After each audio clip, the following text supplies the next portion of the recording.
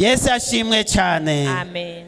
Iyo ubuhanuzi busohotse, When the prophecy comes buvuga ko ibintu bigiye kumera neza, and is saying that everything is going to be all right, ntabwo ari wo mwanya wo kujya mu kabyiniro, it's not the right time to go to dancing.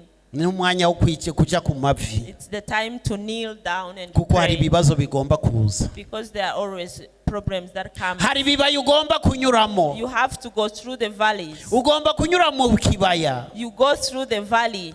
Yesu ashimwe cyane. Amen. Yesu ashimwe cyane. Amen. Yesu ashimwe cyane. Amen. Turabisanga muri Zaburi 84 ku murongo wa 5 n'uwa 6. Zaburi 84 umurongo wa 5 n'umurongo wa 6. Psalm 84 verse 4 to 6.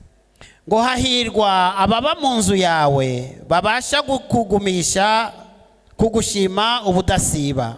Hahirwa umuntu ugufitemo imbaraga, hahirwa abafite mu mitima inzira zijya i Siyoni.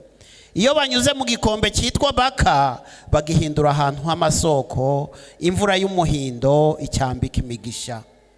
Amen.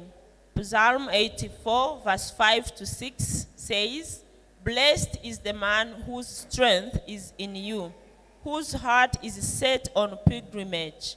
As they pass through the valley of Baca, they make it a spring. The rain also covers it with pools."